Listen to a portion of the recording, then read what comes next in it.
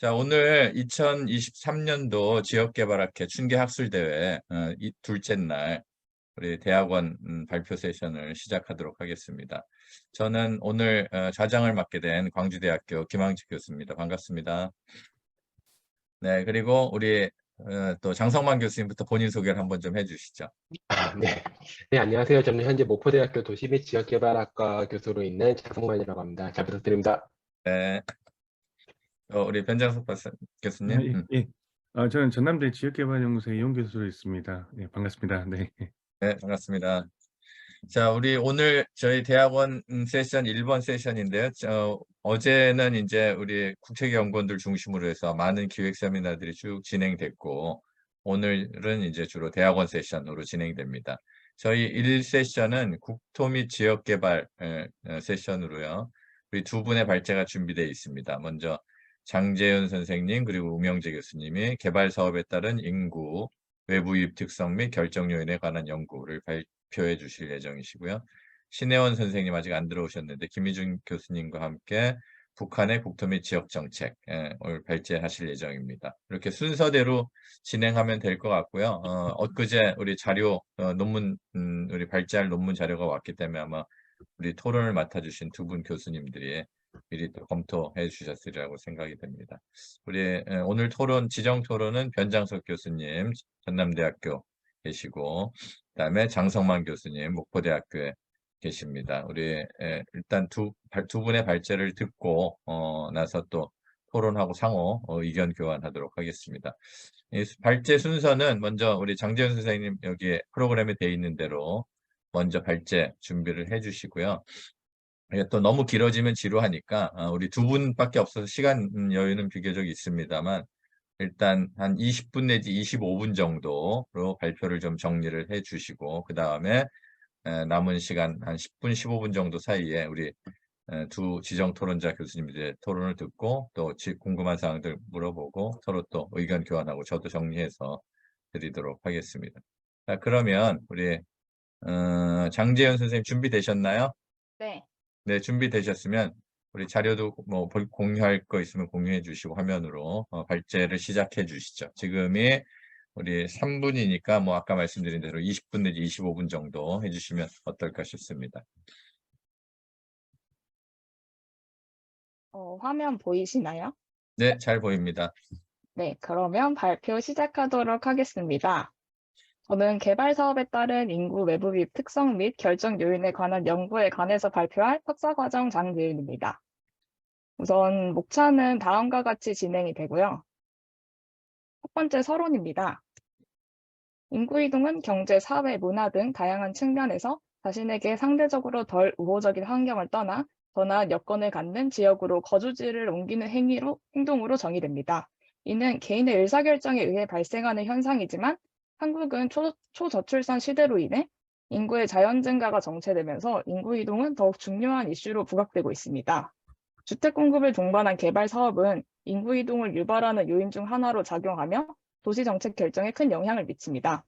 도시군 기본계획은 계획인구 추정 단계에서 사회적 증가분을 도출할 때 개발 사업에 따른 인구 외부 유입률을 주요 지표로 활용하며 산출대 계획 인구는 추후 사업지구 선정 및 지역의 인프라 건설 계획에 반영됩니다.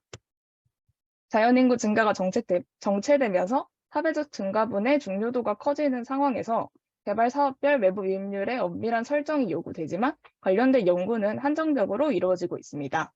이에 본 연구에서는 전국의 주택 공급을 동반한 개발 사업을 대상으로 외부 유입률에 미치는 결정 요인을 분석하고자 하였습니다. 이를 위해서 첫째, 개발 사업 유형에 따른 외부 유입률을 도출하고 두 번째, 미개적 회귀 분석을 활용하여 사업지구 내부 특성 및 외부 특성이 외부 유입률에 어떠한 영향을 미치는지 분석하였습니다.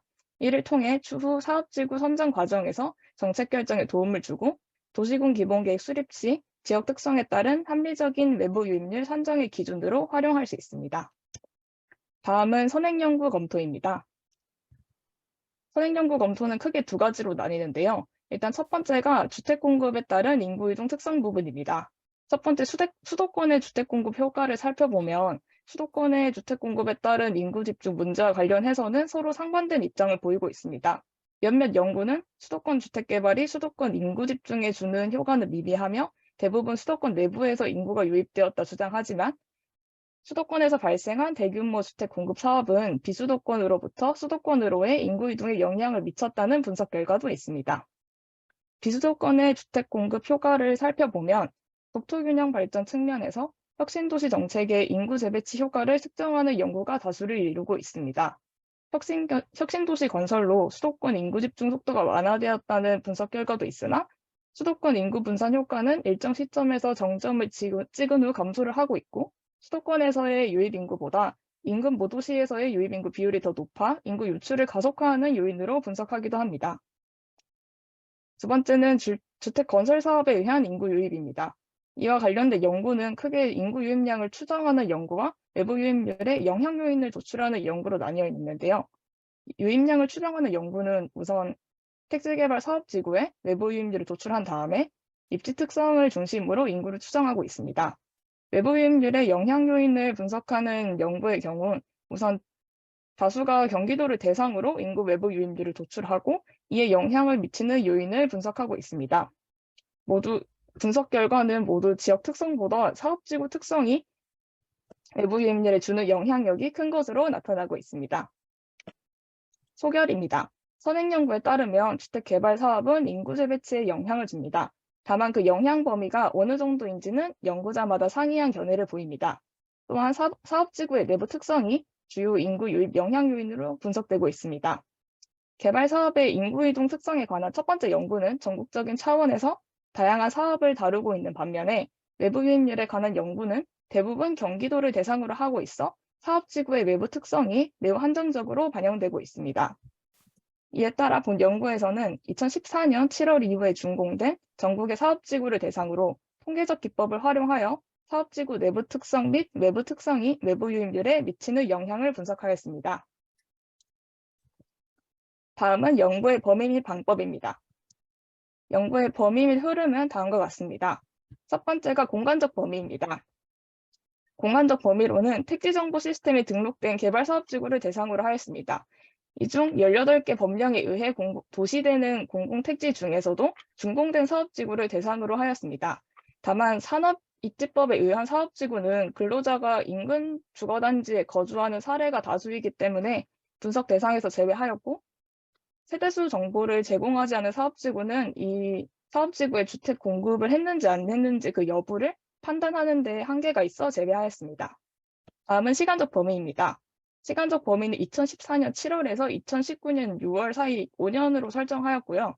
이는 도시군 기본계획의 수립지침의 기준을 적용한 바입니다. 연구의 흐름은 좀 더 상세하게 말씀드리면 우선 외부 유입률에 대한 조작적 정의를 통해 산출식을 도출하고 이를 기반으로 외부 유입률을 산출한 다음에 사업지구 내부 특성과 사업지구 외부 특성을 독립변수로 하고 외부 유입률을 종속변수로 하는 위계적 회귀 모형을 시행하였습니다. 외부 유입률 산출 방법입니다. 우선 지리적 영향권을 설정하였습니다. 지리적 영향권은 두 가지 기준을 적용하여 설정하였습니다. 우선 첫 번째가 사업지구가 포함된 시군을 경계로 하는 것입니다. 도시군 기본계획의 공간 단위가 시군이라는 사실이 이에 대한 근거가 됩니다. 두 번째는 만일 사업지구가 시군의 경계에 위치한 경우에는 사업지구를 둘러싼 행정동을 포함하여 영향권을 설정하였습니다. 다음은 활용 데이터입니다. 사업지구로 유입되는 인구 이동량에 대한 자료가 필요하지만 부족 가능한 범위에서 인구 이동 데이터는 행정동을 기반으로 하고 있습니다. 사업지구가 행정동과 일치할 가능성은 매우 낮으며 대부분 일부를 포함하거나 여러 행정동에 걸쳐 있어 유입되는 인구가 명확히 드러나지 않을 수 있습니다. 그러나 선행연구에 따르면 외부 유입률은 유입량의 절대값이 아니라 유입 비율을 산정하는 것이기 때문에 행정동 단위의 인구 이동 데이터인 마이크로 데이터셋의 국내 인구이동 통계 자료를 기준으로 산출해도 무리가 없습니다. 다음은 분석 시점입니다. 일반적으로 사업지구 내 공동주택은 준공 후 1년 내에 대부분의 사람들이 입주를 하게 됩니다. 하지만 분석 대상은 사업지구의 준공 시기를 기준으로 하고 있는데 사업지구의 준공 시기는 공동주택의 준공 시기와 몇 년간의 차이가 발생하는 경우가 있습니다. 이에 따라 선행연구에서는 분석 시점을 준공 4년도가 아닌 준공 후 3년간의 인구이동으로 설정을 하고 있어 이를 연구에 반영하였습니다. 다만 준공 시기가 6월 이후인 경우에는 중공년도 다음 해를 시작으로 3년간의 인구이동 데이터를 활용하였습니다. 이를 기반으로 산출된 외부인율 식은 다음과 같습니다. 다음은 외부인율 현황입니다. 첫 번째는 사업지구 및 외부인율 현황입니다. 광역지자체별 사업지구 현황을 살펴보면 우선 경기도와 경남을 제외하고는 대부분 비슷한 수치를 보이고 있습니다. 다음은 전국의 사업지구 현황도를 살펴보면 전국적으로 다양하게 이루어지고 있지만 경남이랑 강원도의 경우는 특정 시군에 사업지구가 밀집되어 있음을 확인할 수 있습니다. 또한 경기도의 경우는 전반적으로 다양한 시군에 사업지구가 입지하고 있으나 그 위치를 살펴보면 대부분 서쪽에 밀집되어 있음을 확인할 수 있습니다. 다음은 외부인율 현황입니다. 광역지자체별 외부인율 현황을 살펴보면 비광역시 지역과 광역시 및 특별시가 상당히 대조적인 현상을 보이고 있습니다. 비광역시 지역의 외부인율은 35% 이상으로 웃도는 반면에 광역시 및 특별시는 20%에 머물고 있습니다. 다음은 개발사업 종류별 사업지구 및 외부유입률 현황입니다. 택지정보 시스템이 18개의 법령에 의해 고시되는 공공택지를 구축 범위로 하고 있어 개발사업의 종류는 해당 법령을 기준으로 하였습니다. 산업입지법을 제외하면 혁신도시법, 택지개발촉진법, 도시개발법, 공공주택특별법, 경제자유구역법 총 5개의 법령에 의해 고시되는 택지를 대상으로 합니다. 본 연구에서는 이 택지를 대상으로 합니다. 이 중에서 혁신도시법의 외부유입률이 43.4%로 가장 높은 수치를 나타내고 있습니다. 다음은 변수 선정 및 분석 결과입니다. 변수를 선정하기 이전에 분석 모형을 먼저 선정하였습니다. 본 연구에서는 위계적 회계 모형을 활용을 하였는데 이는 독립 변수를 단계적으로 추가하여 다중 회계 분석을 수행하는 방법으로 추가되는 독립 변수 집단에 의한 설명력 차이를 비교하기 위하여 활용되며 이 독립 변수 집단은 서로 위계적인 관계에 있어야 합니다. 이를 선정한 사유는 독립 변수 집단, 즉 사업지구 내부 특성과 사업지구 외부 특성이 사업지구라는 공간적 위계와 공간적인 단위와 그 다음에 사업지구 외부 특성은 지역이라는 공간적 단위이기 때문에 이 각각은 공간적 위계를 가지고 있습니다. 이에 따라 저는 해당 모델을 채택하였고요. 분석 방법은 우선 사업지구 외부 특성의 영향력을 중심으로 분석하기 위해서 내부 특성을 모형 1번에 독립 변수로 설정하고 모형 2에서는 내부 특성을 추가하여 분석을 시행하였습니다. 변수는 주로 선행 연구를 바탕으로 선정하였습니다. 종속 변수로는 외부 유입률을 활용하였습니다. 독립 변수로는 사업지구 내부 특성과 사업지구 외부 특성이 있는데 사업지구 내부 특성에는 사업 시행자, 전체 면적, 구도심과의 거리, 중심도시와의 거리, 개발사업 종류가 있습니다. 사업지구 외부 특성 변수로는 대도시권 여부, 수도권 여부, 인구 밀도, 산업단지 수, 문화기반 시설 수, 병상수, 사회복지 시설 수가 있습니다. 다음은 분석 결과입니다. 기초 통계량을 살펴보면 우선 내부 유입률은 최소값이 14.5%, 최대값이 71.67%로 상당히 넓은 범위를 가지고 있음을 보이고 있습니다. 또한 독립변수 중에 사업지구 내부 특성을 살펴보면 중심도시와의 거리 최소값이 0으로 나타나 있는데 이는 도시권 내 중심도시에 위치한 사업지구의 경우에는 그 거리를 측정하는 데 있어서 그 0으로 환산했기 때문입니다. 또한 개발사업의 종류 숫자를 살펴보면 택지개발 촉진법이 총 17군데, 공공주택특별법이 18군데, 도시개발법이 가장 많은 비율을 차지하고 있고 경제자유구역법은 2군데에 한정하고 있습니다. 다음은 위계적 회계 모형 결과입니다. 첫 번째가 모형 1번 분석 결과입니다. 전체 면적과 구도심과의 거리가 1%의 유의 수준에서 통계적으로 유의하며 모형의 설명력은 25.5%에 달합니다. 우선 전체 면적은 외부 유입률에 정해 영향을 미치는 것으로 나타났고 이게 베타값을 살펴보면 상대적 영향력은 매우 적은 것으로 도출되었습니다. 이는 선행 연구와 동일한 결과를 나타내고 있습니다. 구도심과의 거리가 가까울수록 영향권 외부에서 유입되는 인구의 비중이 커진다는 결과가 도출되었습니다. 이는 구도심의 어메니티를 누리기 위하여 구도심 인근 지역의 사업지구는 주로 지역 내부에서 인구 유입이 일어난다는 기존의 가설과는 반대되는 결과입니다. 두 번째, 모형 2번의 분석 결과입니다. 모형 2번에서 사업지구 외부 특성은 수도권 여부, 인구 밀도, 산업단지 수가 통계적으로 유의하게 나타났으며 모형의 설명력은 53%가 노출되었습니다. 그래서 수도권 여부 결과를 보면 비수도권과 비교해서 수도권일 경우 외부 유입률에 정의 영향을 미치는 것으로 나타났으며 그 상대적 영향력도 매우 큽니다. 이는 전국적으로 발생하는 인구이동 특성에 부합하는 결과입니다. 인구 밀도와 산업단지 수는 외부 유입률에 부의 영향을 미치는 결과가 노출되었습니다. 산업단지 수와 관련된 변수를 해석을 할 때 저도 인구 밀도 변수와 연계하여 해석하고자 하였습니다. 산업단지 수가 대부분은 일자리와 관련된 변수로 활용하지만 본 연구에서는 주거 환경에 영향을 주는 변수로 작용하였기 때문에 외부 유입률에 부정적인 영향을 줄 수 있다라고 추론은 할 수 있으나 이와 관련해서는 추가적인 연구가 요구됩니다. 마지막 결론입니다. 연구를 요약하자면 우선 초저출산 시대가 도래하여 인구 자연 증가가 정체되면서 인구의 사회적 증가분의 중요도가 커지며 사용되는 주요 지표인 개발 사업별 외부 유입률의 엄밀한 설정이 요구됩니다. 그러나 외부 유입률과 관련된 대부분의 연구는 경기도를 대상으로 하고 있어 지역의 특성이 매우 한정적으로 반영됩니다. 이에 따라 본 연구에서는 외부 유입률 영향권을 재정립한 후 통계적 방법을 통해 결정 요인을 도출하였습니다. 그 분석 결과 사업지구 내부 특성 요인으로는 전체 면적과 구도심과의 거리가 유의하게 나타났고 사업지구의 사업 종류는 유의하지 않는 변수로 노출되었습니다.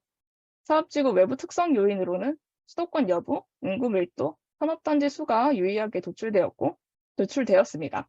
이 두 모형의 설명력을 비교를 하면 외부 특성 요인의 영향력이 더 큰 것으로 나타났습니다.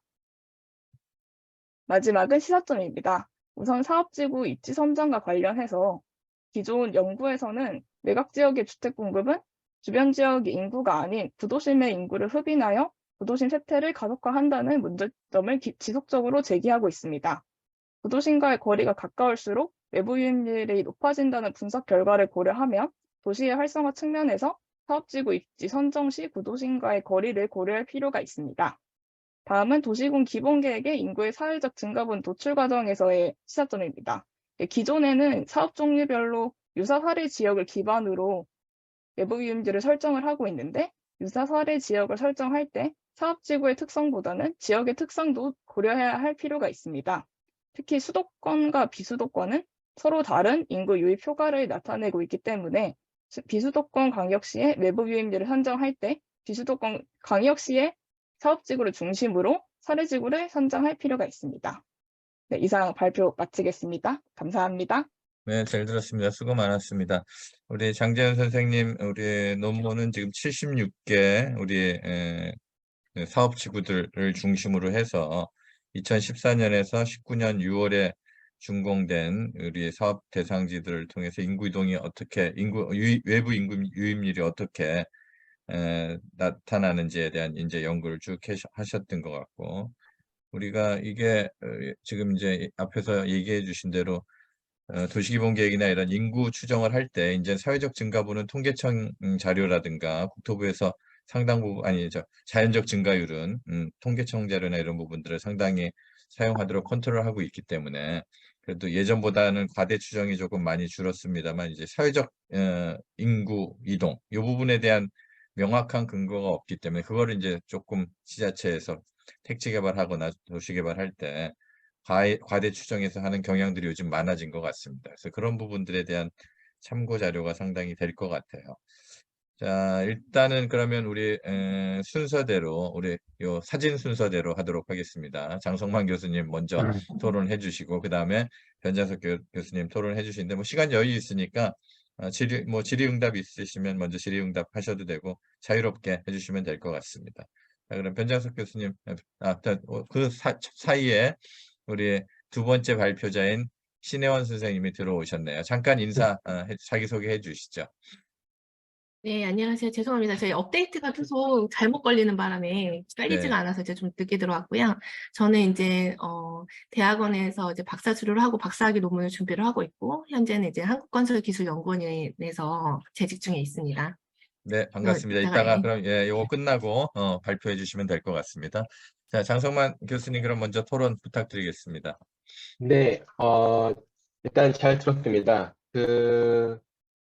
인구의 외부 유입이 왜, 왜 유입되냐? 이게 내부적인 역할이냐, 사업주고 내부적인 역할이냐, 외부적인 역할이냐. 물론 둘 다 영향을 미치는데 그 둘 중에서 어떤 것이 어떻게 영향을 미치느냐를 동시에 보지 않고 위계적 통계 분석을 통해 가지고 회계 분석을 통해 가지고 잘 드러낸 연구였습니다. 그래서 보면서 되게 좀 재밌게 봤었고요.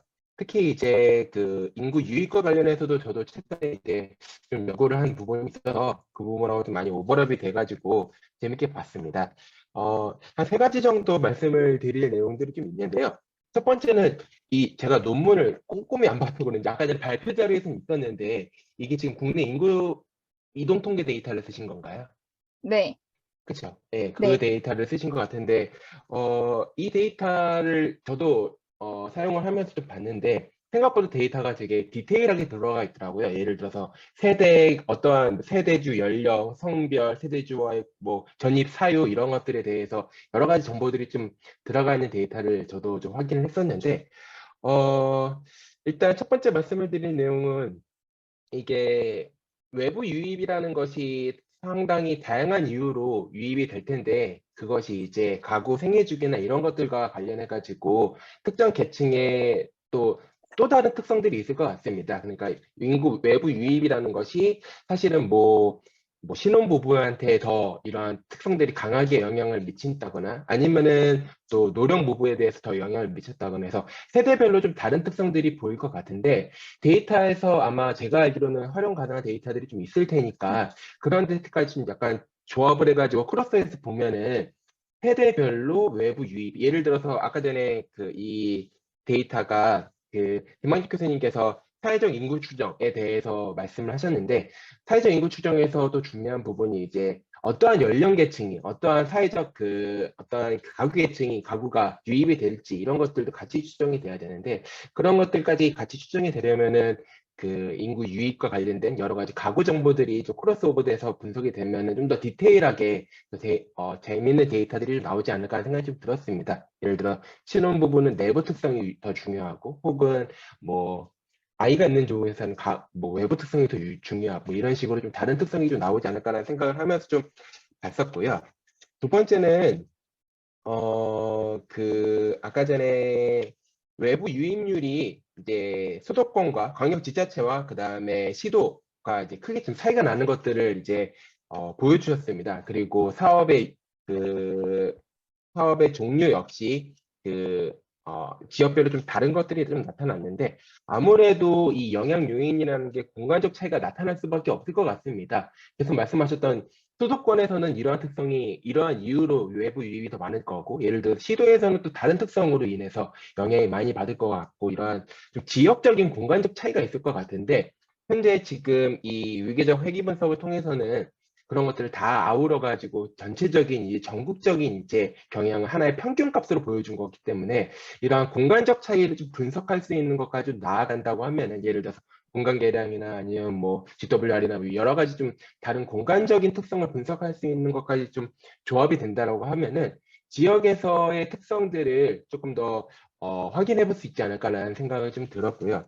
마지막으로 좀 드리고 싶은 말씀은 어, 이 연구가 그래서 so what인 것 같습니다. 그래서 뭐 어쩌자는 거지라는 부분인 것 같습니다. 네, 이게 마지막에 그 결과물이 외부 유입률이라는 것이 외부 특성에 의해서 영향을 더 많이 받는다라고 하셨는데 그것과 맨 마지막에 결론 시사점과의 약간의 좀 갭이 좀 있는 것 같아요. 그 부분이 사실 좀 와닿지 않았거든요. 그래서 어떻게 보자는 거지? 나는 이 분석 내용과 시사점 간의 다리가 약간은 조금 느슨해 보이지 않나라는 생각을 좀 했습니다. 그래서 이 결과라는 것이 그래서 어떻게 쓰일지 시사점과 같이 어디까지 좀 연결이 될 수 있을지라는 부분이 조금 마지막에 조금 제가 좀 이해가 좀 덜 된 부분이 있어서 그 부분에 대해서 좀 이야기를 해주시면은 좀 완결성이 있는 연구가 되지 않을까라는 생각을 했습니다. 이상입니다. 네, 고맙습니다, 장 교수님. 우리 네. 장재우 선생님 잘 들었죠? 세 가지 정도 얘기해 주셨는데, 우리 가구 생애 주기에 따른 우리 신혼이냐, 고령이냐, 중년이냐, 뭐 청년이냐 이런 저거에 따른 외부 유입률의 변화가 있을 텐데 그런 부분들 어떻게 고려하셨는지 하고, 두 번째는 이게 그 사업의 특성, 또 입지적 특성에 따라서 수도권이냐 광역지자체 중심으로 돼 있는 이런 개발 사업이냐, 아니면 아까 말씀드린 뭐 혁신도시 사업이냐 공공주택 지구냐, 여러 가지 사업의 종류에 따라서 이거는 저도 조금 궁금했던 부분인데, 이게 외부 인구 유입이 이게 인터리저널 하는 이미그레이션인지 아니면 인트라리저널 이미그레이션인지, 수도권과 광역지자체에 대해서는 아마 이게 그 지역 간 저것들이 상당히 많을 거고, 지역을 뛰어넘은 광역지자체 중심으로 되어 있는 건 아무래도 그 광역지자체 내에서 인구 이동이나 외부 인류들이 상당히 많더라고요. 그래서 그런 부분들을 물어보셨던 것 같고, 그다음에 이걸 어떻게 그럼 연구를 그 시사점을 도출해낼 것인지, 결론 부분에 대한 한 3가지 정도 얘기해 주셨네요. 우리 답변해 주실 수 있나요, 장재현 선생님? 우선 첫 번째 질문에 대해서는 저는 일단 물리적 특성을 기준으로 확인을 하고 싶어서 가구 특성을 제외한 데이터를 활용을 했었습니다.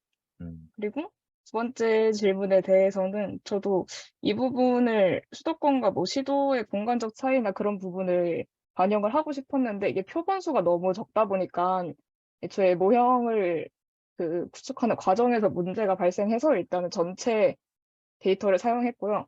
마지막 세 번째 질문은 저도 사실 시사점을 도출하면서 계속 느끼고 있었던 바이기 때문에 네, 보완이 필요할 것 같습니다. 감사합니다. 네, 우리 지적해 주신 분에 동의하는 부분들도 있고, 아까 얘기하신 대로 지금 현재 변수들은 이제 주로 물리적 특성에서 추출한 변수들이라 이렇게 얘기를 해주셨는데, 이따 그거 종합적으로 한번 같이 논의를 하도록 하겠습니다.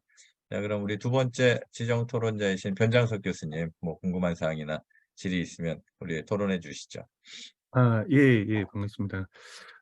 일단 인구 이동 관련 죄송합니다. 그 인구 이동 관련해서는 저도 관심이 좀 많이 가는 주제여서 좀 흥미롭게 좀 보았고요.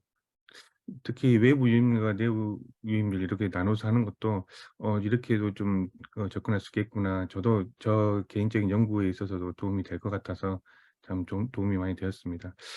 제가 좀 몇 가지 좀 질문을 좀 정리를 좀 해봤는데요. 일단 가장 먼저 간단하게 좀 드리고 싶은 질문이라면 제안이랄까?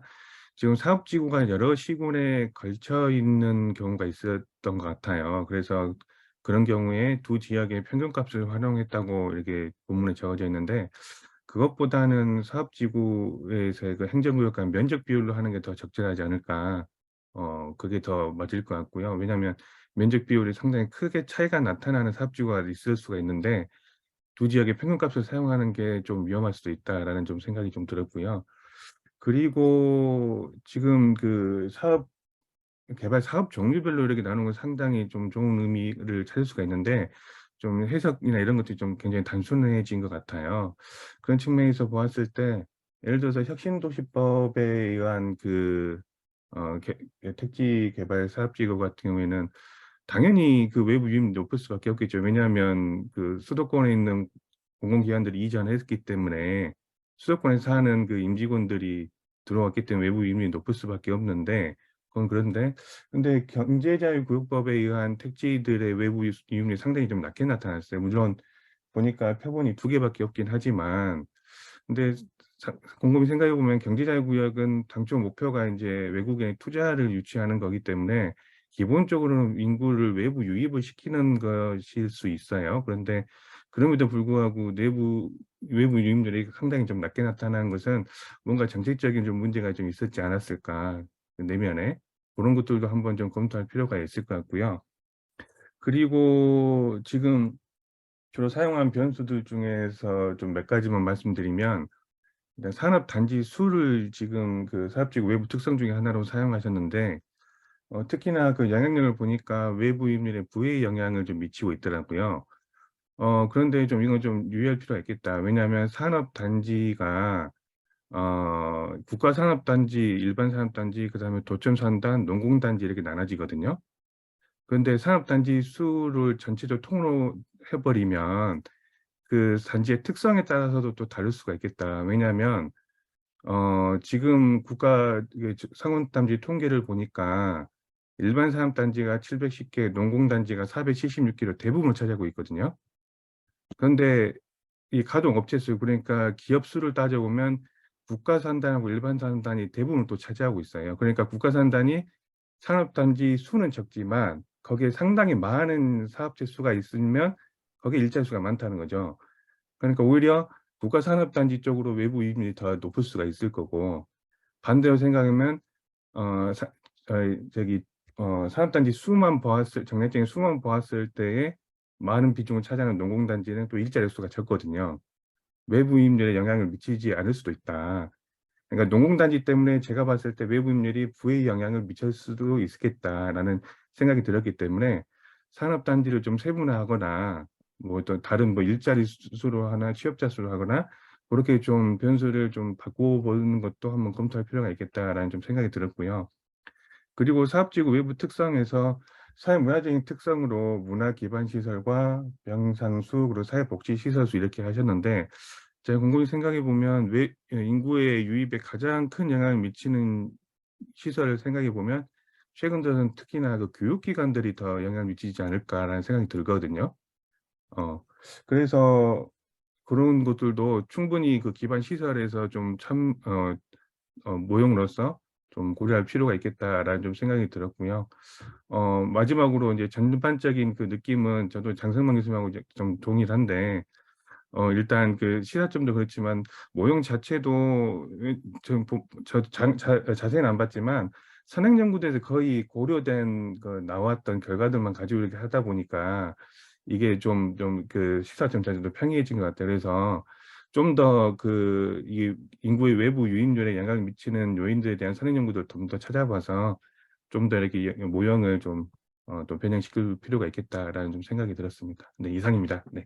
좋은 말씀 감사합니다. 우리 장재현 선생님 거기에 대해서 한 5가지 정도 얘기해 주셨는데, 우리 면적 비율, 평균값으로 하다 보면 이제 특성이 희석돼서 이제 우리 오류에 빠질 수 있는 부분, 또 두 번째 그 개발 사업의 유형에 따라서 특히 경제자유구역 같은 경우 부분들이나 혁신도시와 같은 부분들이 사업 목적이나 특성이 또 다르잖아요. 그래서 그 부분들, 그다음에 산업단지의 여러 가지 특성들 유형화되어 있는, 법에 유형화되어 있는 그거에 따라서도 역시 유발 효과나 이런 부분들이 다르고, 또 외부 변수로서 교육 여건, 우리 학군이나 이런 부분들, 그다음에 모형의 문제들, 뭐 이런 5가지 정도 얘기해 주셨습니다. 뭐 하나하나 안 하셔도 전반적으로 답변해 주셔도 될 것 같아요, 장 선생님.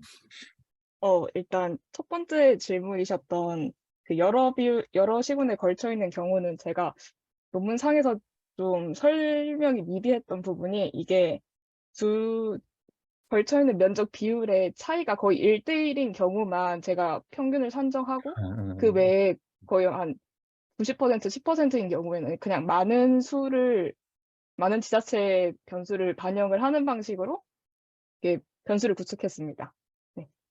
그리고 사실 두 번째, 개발 사업 종류에 대한 해석이 단순한 부분은, 제가 이게 회계 분석 결과에서 이게 모든 변수가 유의하지 않다고 도출이 되어서 이 부분을 해석을 해야 할까, 아니면 어떻게 해야 할까, 만약에 한다면 어떻게 해야 하지에 대한 고민을 하다가 그냥 이렇게 뺀 부분이거든요. 그래서 말씀해 주신 것처럼 각각의 개발 사업의 특성을 기준으로 해석을 하는 것도 반영해 보도록 하겠습니다. 그리고 그 모형의 변수와 관련해서는 사실 교육기관 부분을 저도 변수를 처음에 넣고 분석을 시행을 했는데, 다중공산성이 너무 높게 나와서 이게 어쩔 수 없이 그 해당 변수를 제외한 결과로 보여드렸습니다. 네, 이상입니다. 네, 잘 들었습니다. 정리해보면, 이런 것 같네요. 우리, 이런 개발 사업에 따른, 인구 이동 저거는 아니지만, 통계청에서 최근에 이제 지방소멸, 인구 감소 때문에 쭉 연구했던 분석 내용들을 보면, 인구 이동 패턴이 그렇죠. 되게 지방 시군에서 우리 광역시급의 대도시를 옮겨가고, 또 광역시급에서 수도권으로 이렇게 옮겨가는 그런 패턴들이 지난 한 20여 년 동안 꾸준히 나타났던 것 같습니다. 그게 결국은 이런 주택 개발이나 산단 개발이나 이런 여러 가지들과 영향들이 서로 혼합돼서 일어난 결과겠죠. 그래서 그런 부분들이 점점 이제 가속화되고 있어서 지금 얘기한 여러 가지 이제 개발 사업들의 유형이나 종류들, 특히 혁신 도시는 우리 뭐 지금 특히 요 지금 시간적 범위 14년 7월에서 19년 6월 때 이제 우리 집중적으로 진행이 됐고 제일 큰 영향을 미쳤고 또 목적 자체가 이제 우리 공공기업들이 지방으로 내려오면서 아마 우리 외부 인구 유입을 하는 걸 굉장히 이제 중요한 목표로 삼았었잖아요. 그래서 거기는 이제 제일 높게 나왔던 것 같고 그렇지 않고 방역권을 중심으로 해서 지방 거점들 공공주택지구나 이런 부분들은 목적 자체가 그 주변 지역의 산단이나 이런데 근로자들을 위한 우리 주거나 주택 공급을 하는 게 목적으로 돼 있기 때문에 아마 외부 임금 유입률이 상대적으로 떨어질 수밖에 없겠죠. 그런 사업 목적이 아마 특성이 상당히 있을 거고 아까 장성만 교수님도 얘기해 주셨지만 지금 사실은 변수가 그렇게 많지 않아요. 그리고 굉장히 조금 단순해요. 그래서 이제 요거를 1차적인 연구로 우리 장 선생님이 하셨으니까 조금 더 추가 연구를 한다 그러면 아까 얘기한 교육이나 학군, 그다음에 개발사업지구의 생활 편익 시설들도 상당 부분 인구 유입에 영향을 미치더라고요. 우리 주변에서 개발한 데도 보면. 그다음에 주택 가격, 그 공동주택의 분양 가격이 이것도 상당히 이제 부동산 시장하고 관련해서 이주를 할 거냐 말 거냐, 외부 임금들을 끌어들일 거냐 말 거냐를 결정하는 데 상당한 요인이어서 그런 부분들의 데이터들이 좀 더 추가적으로 들어가서 분석을 하면 좋은 결과가 될 것 같습니다. 오늘 유익한 토론이 된 것 같고요. 우리 그래도 좋은 논문을 발표해 주셔서 고맙고 잘 보완해서 더 좋은 논문으로 발전시키면 좋겠습니다. 네, 수고 많았습니다. 감사합니다. 네, 우리 끝까지 들어주세요. 우리 신혜원 선생님 발표하는 것까지 같이 또 공부할 수 있도록. 네. 자, 두 번째 발표는 우리 신혜원 선생님 발표를 또 듣도록 하겠습니다. 우리 신혜원 선생님의 발표 내용은 북한의 지금 국토 및 지역계획, 지역정책에 대한 부분들 김우진 교수님과 같이 연구하셨는데 아마 건기원에서 지금 하시는 연구들 관련돼서 진행되는 부분이 아닌가 싶습니다. 자, 준비되셨으면 우리 신 선생님 발표해 주시죠. 네, 우선 이제는 이거는 제가 박사학위 논문의 한 꼭지로 들어가는 것이고요. 이제 저도 이제 계속 계량 분석이나 정량 분석을 계속 수행을 하다가 교수님께서 이제는 분석만 하지 말고 우리가 좀 이제 정성적인 어떤 정책적인 부분들도 조금 파보자 해서 이제 시작한 논문이고요. 근데 이제는 아시다시피 이게 또 이제 정량 분석만 해오다가 이제 이런 정책을 또 정리를 하고 도출을 하는 것이 너무 쉽지가 않더라고요. 그래서 이제는 이것이 지금 논문을 진행하고 있는 중에 있고요. 그래서 이제는 여기 나와서 좀 교수님이나 전문가 선생님들의 좀 코멘트를 받아서 좀 마무리를 하고 싶어서 이제 왔습니다. 그래서 이제 제가 발표하는 주제는 이제 북한의 국토 및 지역 정책입니다. 이제 순서는 다음과 같고요. 이제 북한은 아시다시피 사회주의 국가입니다. 그래서 이제 사회주의 국가, 뭐 다른 사회주의 국가도 마찬가지로 마르크스와 엥겔스의 가치관이 이제 평등주의. 그러니까 이 마르크스와 엥겔스는 이제 자본주의에서 나타나는 산업화나 도시화로 인해서 나타나는 어떤 사회적 평등, 아니 격차, 뭐 경제 격차 아니면 지역 간 격차를 되게 문제점으로 보고 있었고요.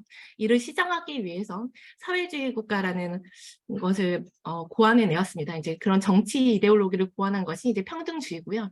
이것을 기초로 사회, 경제, 정치, 공간적인 기조가 결정이 된다고 보시면 되겠습니다. 이 평등주의는 이제는 자본주의에서 나타나는 개인주의라던가 개인 소유, 어떤 개인의 효용을 극대화하기 위해서 행동하는 어떤 경제 활동을 다 부인을 하고요. 이제는 공동 분배라던가 집단주의에 기초한 평등주의를 강조하고 있습니다. 이제 그러다 보니까 이제 물질적인 인센티브가 개인에게 부여되지 않다 보니 경제적인 어떤 비효율성을 초래하게 되고, 그래서 이제 많은 문헌에서 이제 사회주의 국가의 특징 중에 하나는 경제 낙후성이라고 이제 보고 있습니다. 그래서 이제 많은 사회주의 국가들이 체제 전환을 시행하게 되는데, 그래서 이제 체제 전환을 시행한 국가를 중심으로 이제 경제 효율성을 더 제고하기 위해서 성장 전략을 채택하였고요. 이에 따라서 이제 공간 정책도 변화가 되었습니다. 그래서 중국 같은 경우는 이제 1978년도를 기준으로 개혁 개방 정책이 이루어졌고요. 근데 이제 그 전에는 이제 중국의 내륙 지역이 낙후가 되어 있다라고 보고 이 내륙 지역을 경제 발전 축으로 봤습니다. 근데 이것을 이제 하다가 다시 이 개혁 개방 정책을 수립을 하면서 이제 매자 유치라던가 외자 무역, 외국 무역을 더 활성화하기 위해서 접근성을 제고해야 됐기 때문에 이 개발의 축이 동부 연안 지역으로 옮겨지는 공간 정책의 변화가 되었고요. 소련 같은 경우도 이제 고르바초프 이전에는 소도시나 지방 도시를 건설함으로써 균형 발전 정책을 고수를 하다가 고르바초프 정권 시기가 오면서 경제적인 어떤 시장 경제 요소들을 되게 많이 수용을 하였고 또 이에 따라서 이제 대도시를 더 활성화시키는 정책을 고수하였습니다. 그러니까 북한 같은 경우도 이제는 대내적인 어떤 환경 변화에 따라서 경제 정책의 변화를 시도를 하였는데 이것을 보고 이제 많은 경제학자들이 개혁 개방의 전조 증상이다라고 해석하기도 하고 아니다, 이거는 변화되지 않는다, 얘들은 체제 고수를 더 우선시한다라고 이제 논쟁이 많이 붙기도 하였습니다. 근데 이제 제 논문에서는 이제 이런 체제 특성의 변화가 경제 정책뿐만이 아니라 그 하부 구조인 공간 정책에 고찰을 한다면 더 다면적으로 해석할 수 있지 않겠느냐라고 보는 것이고요. 그래서 이제 이 정책적인 것들을 좀 더 분해해서 보고자 이제 이 북한의 정책 수립이나 실행의 과정을 보니 이제 이런 실행의 구조가 비법률적인 형태랑 법률적인 형태에 의해서 결정이 되더라고요. 그래서 이제 이 비법률적인 형태는 이제 최고 지도자의 교시라던가 태제라던가 당 정책이 있고요. 법률적인 형태는 이제 법령, 결정, 정령, 명령, 지시 등으로 이제 구성이 되고 있습니다. 이제 많은 학자들이 이제 사회주의 국가는 법치주의 국가가 아니다, 반법치주의 국가다. 그러니까 법에 의해서 행동을 규약하고 규정하는 것이 아니라 최고 지도자, 그러니까 이데올로기를 전해주고 어떤 지시를 전하는 최고 지도자에 의해서 모든 것이 결정이 된다라고 이제 보는 어떤 학자들이 인치주의적인 정치 구조라고도 보더라고요. 그래서 이제 이러한 어떤 반법치주의 성향으로 인해서 이 정책 수립의 위상이 비법률적인 형태가 법률적인 형태보다는 우선시하고 있습니다. 그래서 이제 헌법에서도 조선인민주의공화국은 조선노동당의 영도 밑에서 모든 활동을 진행한다라고 이제 보고 있는데 어떤 법적인 규정이 아니라 조선노동당의 어떤 지시에 따라서 모든 활동이 결정이 된다라고 이제 보는 것이고요. 그래서 이제 본 연구에서는 북한의 국토 및 지역 정책이나 체계, 이제 법 체계를 고찰해서 북한의 체제적인 특성을 다면적으로 파악하는 데 있다고 보시면 되겠습니다. 그래서 이제는 먼저 이제 사회주의 국가의 발전 기조에 대해서 설명드리겠습니다. 이제 아까도 말씀드렸다시피 사회주의 국가는 이제 평등주의라는 정치 이데올로기가 모든 사회적인 관계를 정립하고 있습니다. 그래서 이제 이 이데올로기는 사고 체계뿐만 아니라 행동 실천의 이정표로 활용되고 있고요. 그래서 이에 따라서 이제는 철학, 정치적인 사상, 그리고 실행 계획으로 구분을 하고 있습니다. 그래서 이제 이 평등주의라는 것은 이제 사회, 경제, 정치적인 평등도 있고 반면에 이제 이것이 공간 정책에 투영이 되면서 지역 균형 발전으로 이제 발전하고 있습니다. 그래서 이제 균형 발전 전략의 일환으로는 이제는 크게 두 가지가 있는데 도농 간 균형이 있고 지역 간 균형이 있습니다. 이제 도농 간 균형이라는 것은 결국은 대도시를 억제하고 신도시를 분산적으로 건설을 해서 균형 발전을 이루자라는 것에 골자를 하고 있는데 사실상 이러한 도시 정책이 평등주의의 도시 정책으로 수립되기까지는 도시주의자라던가 사회주의 도시주의자라던가 사회 비도시주의자들의 어떤 논의 끝에서 결정된 것입니다. 그래서 이제 이 삽소비치나 이제 많은 사회 도시주의자 같은 경우는 사회주의 도시를 건설을 해서 이 가족의 경계도 뛰어넘는 집단주의, 집단 생활을 하도록 하자. 그래서 이제 집단 주거주택이라던가 공동 식당이라던가 공동 양육 타가소 같은 것을 해서 이제 어떤 우리가 이제 가족 중심으로의 사회도 구축하지 말고 전체 이제 집단주의를 우리가 고수를 하자라고 지금 주장하는 것이고요. 이제 비도시주의자 같은 경우는 도시와 농촌의 경계를 없애버리자. 그래서 어떠한 거점도 남겨두지, 구심점도 남겨놓지 말자라고 하는 것인데 이러한 논의 끝에 이제는 사회주의 도시 계획은 1935년도에 승인된 이제 모스크바 도시 계획이 되게 상징적으로 선정이 되면서 영향을 주게 됩니다. 그래서 이제 결국은 사회주의 도시주의자라고 해도 이런 우리 자본주의는 대도시를 주장한 것은 아니었고요. 이제 4만에서 5만 사이의 소도시 건설을 통해서 우리가 이 도시를 건설을 하자라고 주장했기 때문에 사실상 이제 사회주의 국가에서 대도시를 억제하고 중소도시 이를 건설하는 이 기조가 형성이 됐다고 보시면 되겠습니다. 그래서 이제 모스크바 도시 계획에서는 중앙 집권적인 도시 개발을 우선시하고 도시 성장을 제한하도록 하는 것이 이제는 전반적인 흐름이라고 보시면 되겠습니다. 그래서 이제 사회주의 도시 정책의 특징을 좀 설명해 보도록 하겠습니다. 이제 사회주의 국가는 도시를 생산자 도시랑 소비자 도시로 구분을 합니다. 그래서 이제는 사회주의 국가에서 바라보는 자본주의 대도시는 소비자 도시로 간주를 했고요. 이 소비자 도시는 이제는 미국이라던가 전쟁을 통해서 이제 미국의 어떠한 점령으로 인해서 그들의 소비를 도와주는 위해서 형성된 공간이라고 보았던 것입니다. 그래서 이제 이것이 소비가 아니라 우리가 생산을 통해서 이 생산에 어떠한 나타나는 잉여들이 모든 노동자에게 공유가 돼야 된다라고 이제 보는 것입니다.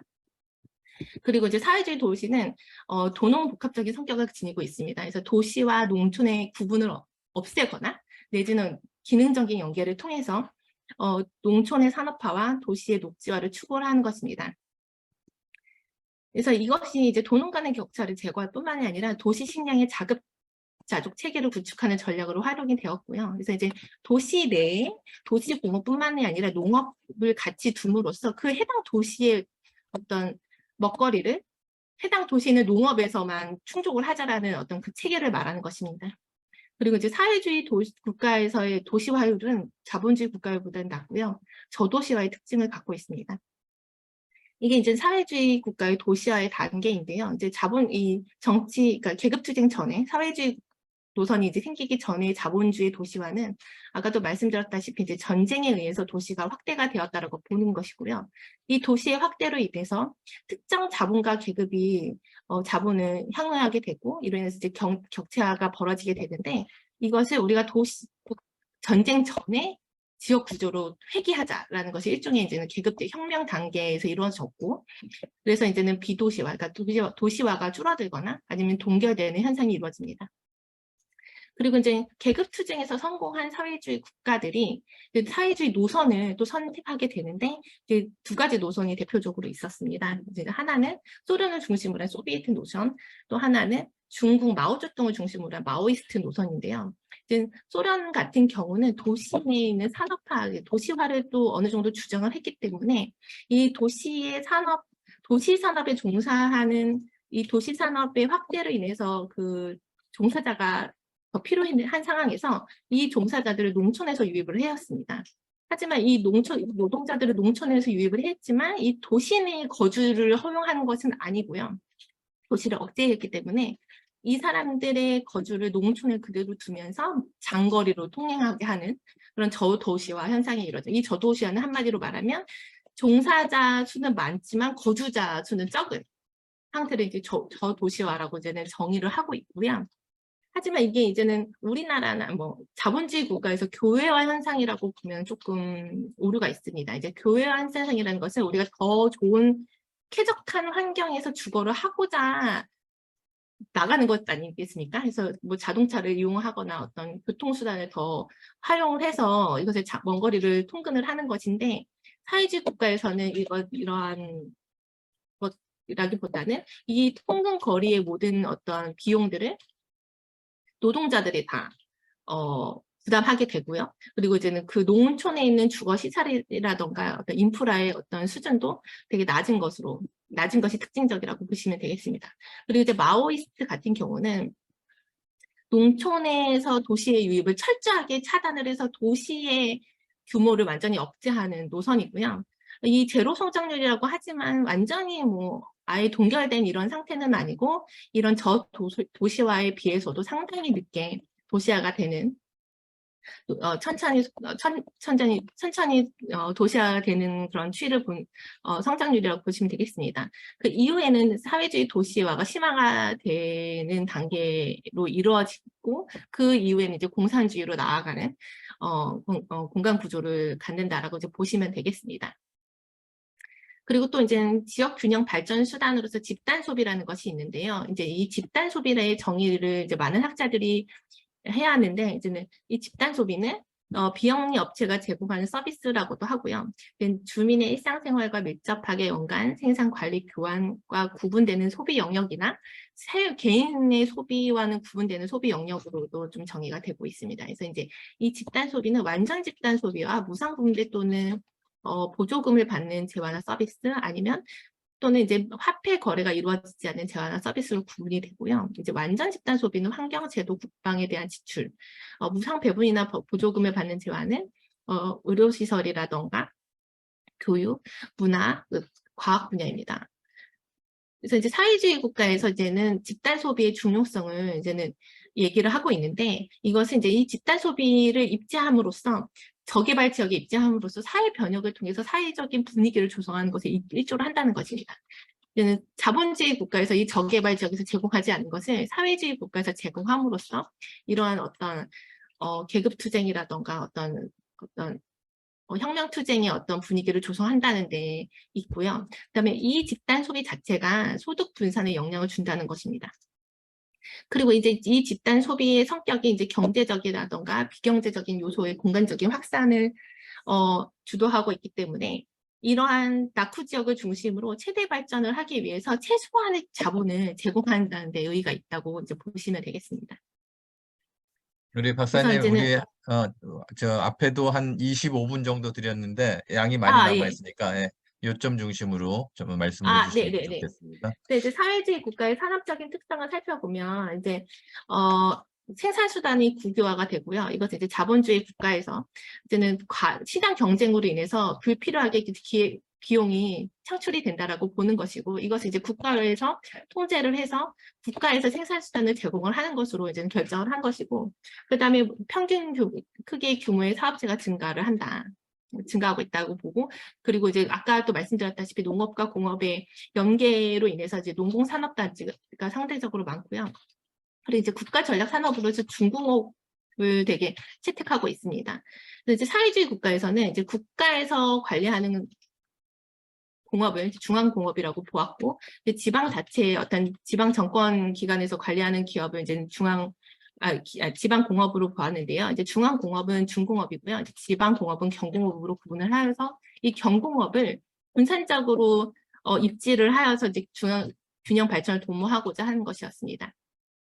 북한에서 사회주의 국가에서는 이런 자본 투자나 노동의 투입을 확대해서 이제 외연적인 성장을 이루다가 이런 많은 사람들이 이제 물질적인 인센티브가 없고 내 것이 아니기 때문에 이것을 절약하거나 생산성을 증대시키는 요인이 없었습니다. 그래서 이것을 이제는 그러다 보니 어느 정도 수준이 이르렀을 때 경제 성장이 멈추거나 마이너스 성장으로 전환이 되었는데, 그래서 이제 많은 국가들이 내포적인 성장, 그러니까 생산성을 더 증대시키는 성장으로 전환을 해야 되는 상황에서 국가의 어떤 재정이나 행정 역량이 부족하게 되면서 이러한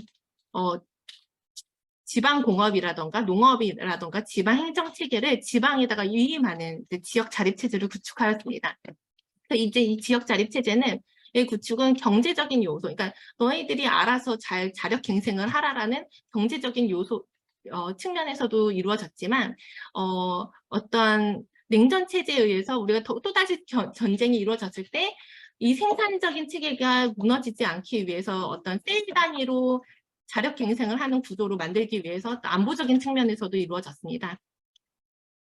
그래서 이제 북한 같은 경우도 이제 대도시나 지방도시 건설이라던가 이 지역 자급 체제를 구축을 했고요. 이제 북한의 국토 및 지역 개발의 기본 노선은 이 군 단위, 그러니까 대도시가 아니라 군 지역을 중심으로 이제 발전을 하는 것을 추구를 했고, 그다음에 이제는 자연 개조 사업이라는 어떤 국토 관리 정책의 어떤 수단으로서 활용을 했고, 그다음에 이 개발 방식은 우리나라처럼 자본주의처럼 어떤 기업체라던가 전문가 집단에서 이루어지는 것이 아니라 대중동원을 통해서 이루어졌습니다.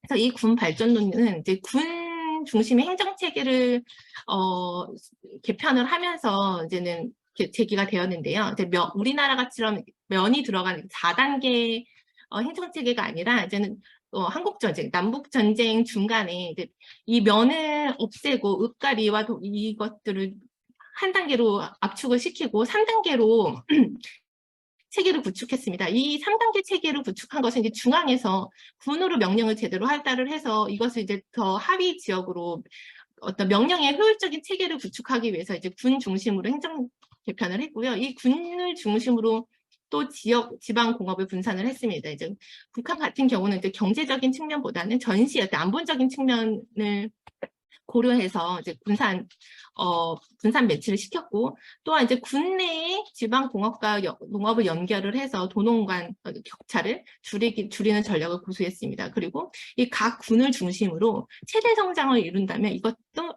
지역 균형의 어떤 발전 전략의 지역 균형으로 이루는 것이라고 이제 본 것입니다.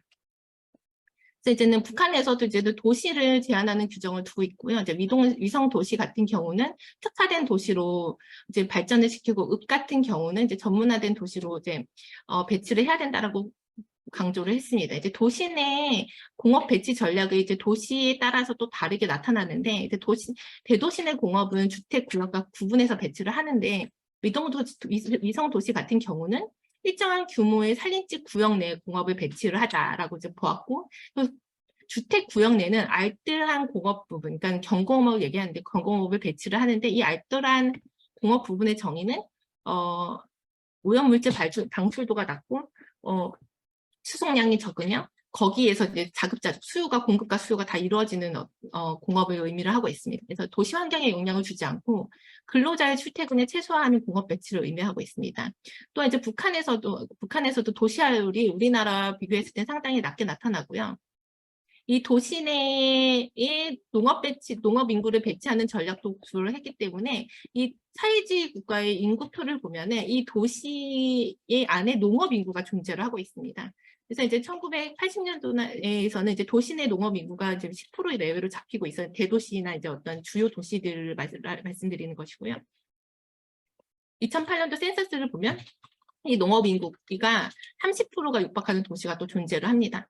이 또 두 번째 이제 북한의 이제 국토 개발의 어떤 수단으로서 사용하는 것이 자연 개조 사업인데요. 이 자연 개조라는 것은 사회 개조되는 사회적인 평등을 추구하고 인간 개조, 그러니까 공산주의 인간으로서 이제 집단주의의 인간으로 형성하기 위해서 만드는 이제 물질적인 토대라고 보는 것이고요. 이것이 이 국토관리 사업이 자연 개조의 이제 필수적인 영역이라고 보고 있습니다.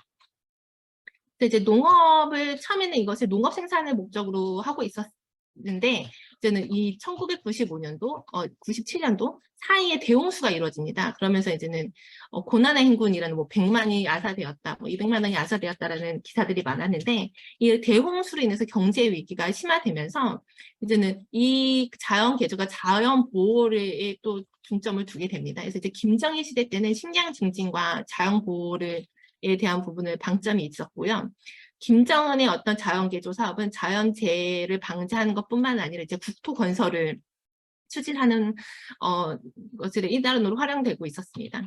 그리고 이제는 이 국토 개발의 어떤 수단으로는 대중공원이 이용이 되었는데, 아마 TV에서도 보셨다시피 100일 전투, 200일 전투, 평양속도 이런 식으로 이제 사상 운동을 통해서 대중들을 독려하고 건설을 하도록 하는 것입니다. 그래서 이제 이것이 어떤 물질적인 인센티브가 없는 것은 아니지만 자본주의 국가에서는 되게 미미하고요. 그래서 이제 생산 경쟁 운동이 많이 이루어졌고, 또 한편으로는 모범군이라던가 영예 훈장 같은 것을 부여하는 것으로서 이제 정신적인 어떤 포상이 이루어지는 것을 중심으로 하고 있었습니다. 그래서 이제는 이 북한의 어떤 경제 현황들을 살펴보면 김일성이 직전에 이제 3차 7개년 계획이 실패를 하게 되면서 마이너스 경제가 전환이 되었는데, 김일성이 죽고 이 대홍수, 아까 말씀드렸던 대홍수가 이루어지면서 고난의 행군 시기가 이루어지는 중에 이제 김정일이 정권이 등장하게 됩니다. 그러면서 이제는 이 김정일이 이제 이전에 정권에 받았던 숙제는 이제 경제 회생이었고요. 이를 통해서 이제 경제 계획 조치, 이제는 다양한 시장들이 수용이 되고 어떤 시장 경제적인 요소들, 이제는 자율성을 준다거나 경제 인센티브를 주는 것들을 강화시키는 이제 시장 조치가 이루어집니다. 하지만 이런 경제 개혁 조치가 어떤 기업소나 개인의 어떤 편익으로 기속이 되고 나라의 어떤 국가 재정으로 기속이 되지 않았기 때문에 다시 시장을 억제하는 정책을 펼쳤고요. 또 이에 따라서 이것들 효과적이지 않아서 새로운 화폐를 제조해서 이제 화폐 개혁을 시도합니다. 하지만 이것도 이제는 이것들 성공적이지 않아서 또 경제가 또 침체가 되고, 또 이 와중에 또 김정일이 죽고 김정은 정권이 시작이 되는데, 김정인 정권도 사실 어린 지도자가 정권이 시작이 되면서 이 기존에 있었던 이 경제 침체들을 회복해야 되는 숙제를 갖고 시작을 했고요. 그래서 점차 또 개혁 개방적인 정책, 뭐 경제 특구를 신설한다던가 어떤 독립체 산재, 그러니까 기업체에게 자율성을 부여하는 정책들을 많이 시도를 했습니다. 그러다가 이제는 핵실험을 또 동시에 강행을 하면서 대북 제재에 걸리고, 또 제가 여기 표시하지 않았지만 이제 코로나에 의해서 계속 경제가 침체되는 현상이 있었습니다. 그래서 이제 김정일 시대의 특징 같은 경우는 이제는 이러한 시장 수용 정책으로 인해서 이제는 이 화폐 기능이 확대가 되고, 이 화폐 기능이 확대가 되고 이제 개인의 어떤 자산가들이 등장하게 됩니다. 그래서 이제 이것들은 넘어가고요. 이제 이 개인의 자산가가 건설 사업에 참여를 하게 되면서 이 지방 정권과 돈주, 이제 개인 자본가의 결탁이 심화가 되고, 이에 따라서 이제 비공식 경제와 공식 경제가 유착이 되게 됩니다. 그래서 이제 정권 기관은 개발 허가권을 개인 자본가에게 부여를 하고요. 이 개인 자본가가 투자금을 제공을 하는 것을, 이런 경제 구조가 이제 형성이 된다라고 보시면 되겠고, 이래서 이제 돈주가 도시 개발뿐만 아니라 주택 개발에 참여를 하고, 또 어떤 3차 서비스에도 참여를 하는 형태가 되었습니다. 김정은 정권 같은 경우는 이제 특정한 특구뿐만이 아니라 모든 웬만한 지역에 지방급 경제개발구를 확대하는 정책을 펼쳐서 겉보기에는 적극적으로 개혁개방 정책을 고수하는 것처럼 보였지만, 사실상으로는 이 경제특구를 다층형, 그러니까 폐쇄형 경제특구와 이제 반열린형 경제특구로 구분을 해서 시행을 하고자 했지만, 경제 제재로 인해서 좀 이게 어렵게 되었습니다. 또 이제는 최근에 들어서 이제 코로나 이후에 이제 발전론이 좀 변화가 되었는데, 이전에 제가 설명드렸던 군 중심의 발전론에서 시군 중심의 발전론으로 전환을 하였습니다. 이 시군 발전법이 이제는 그래서 제정이 되었는데, 이것은 결국은 지방 정권 단위에서 행했던 무역의 권한을 축소를 했고요. 시군에 대한 지도나 지원을 강화를 하는 것을 원칙으로 하고 있습니다. 그래서 이제는 김정은이 집권하자마자 연설했던 것을 보면, 지방 건설에 대해서 너무 중앙에서 통제하지 말라고 얘기했던 것과는 또 비교가 되게 2021년도 시군 발전법에서는 감독과 통제를 강화해야 된다라고 이제는 설파하고 있습니다. 그래서 이제 이 또한 김정은 정권의 특징 중에 하나는 사회주의 강성국가 건설을 위해서 국토와 도시 개발을 하는데, 이것을 도시 미화를 강조를 하고 있고요. 이 도시 미화가 이제는 인민을 위해서 너네들이 향유해야 될 것이라고 이제는 강조를 하고 있지만, 사실상은 최고 지도자의 치적을 가시하는 데 목적을 두었다라고 이제는 많은 전문가들이 해석을 하고 있습니다.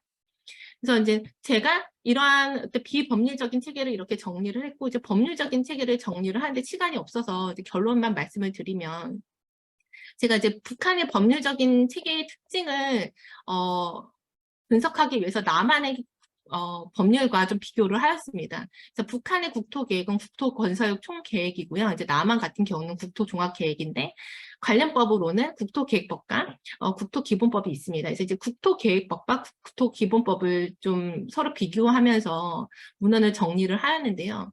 제1조에 보면은 이 각 계획의 목적이 나타나는데, 이 국토건설 총계획의 목적을 살펴보면, 국토계획의 작성 비준 실행을 위해서 계획적으로 하는데 이바지를 한다라고 이제 보고 있고요.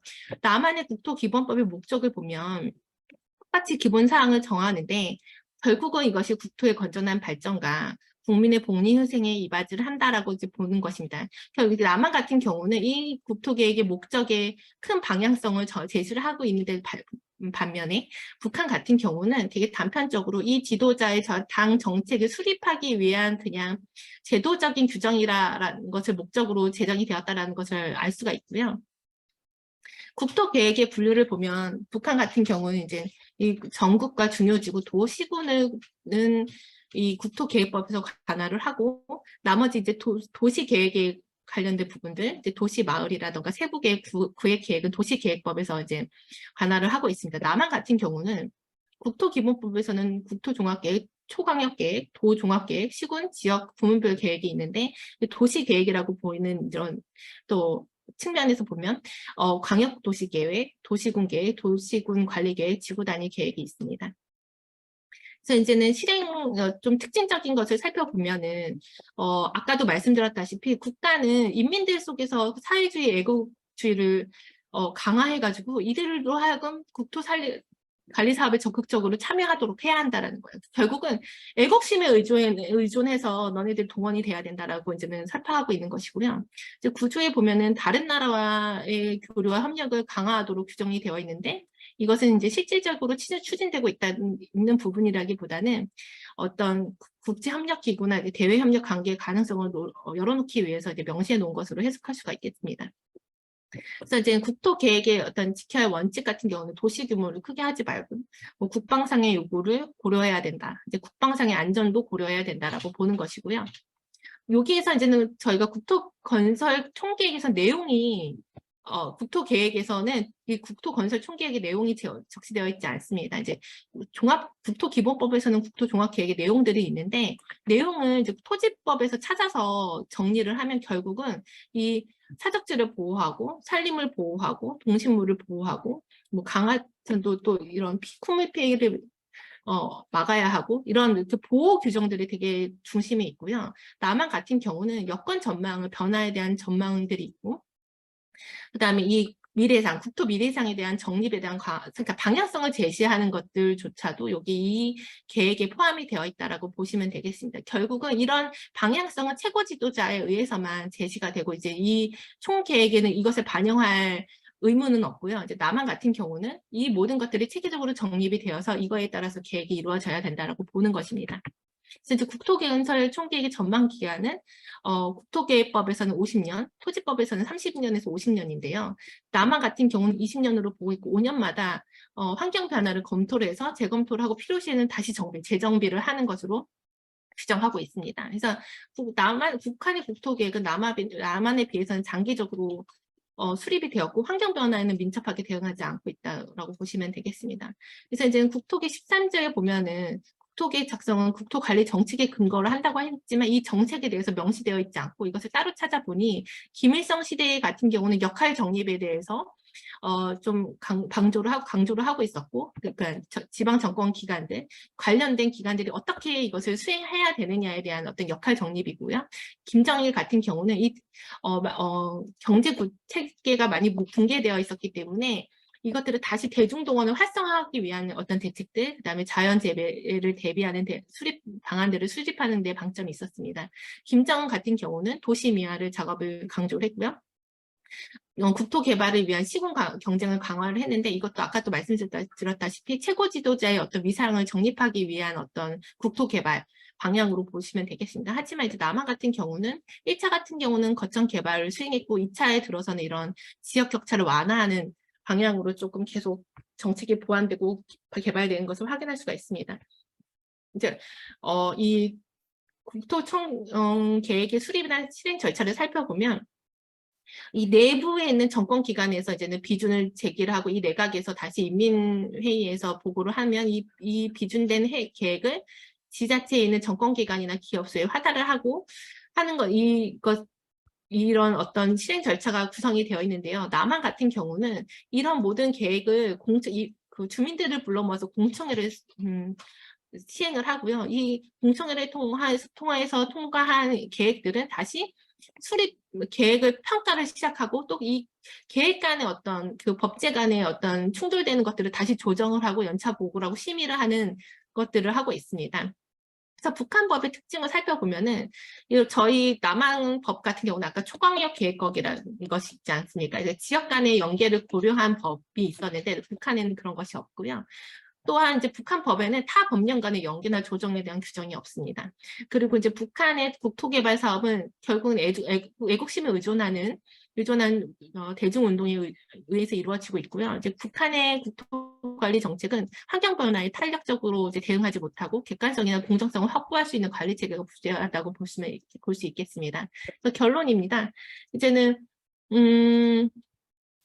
지금 시간이 없어서 이제 핵심적인 것만 말씀을 드리면 제가 이제 여기서 이제 통해서 본 것은 김정은 시기 같은 경우는 결국은 이제 대북 제재로 인해서 대외 관계가 악화됨으로써 이제 중앙 통제 시스템을 강화하는 기조로 바뀌었다라고 이제 보고 있고요. 그래서 이제 북한이 시장 경제적인 요소와 도입을 이제 철폐와 반복을 계속 도입과 철폐를 반복할 수 있는 것은 이제 시장 경제적인 요소를 적용하는 것이 공산주의로 나아가기 위한 과도적인 단계라고 보는 것입니다. 그래서 이제 결국은 이제 공산주의로 나아가면 결국은 없어질 거지만 그래도 조금 실용적인 면에서 효용적인 면에서 임시적으로 이것을 적용할 수 있다라고 보는 것이고요. 그래서 이런 북한이 체제 전환이나 어떤 개혁 개방의 어떤 의지가 강하다라고 이제 볼 수 없다라고 저는 해석을 하고 있습니다.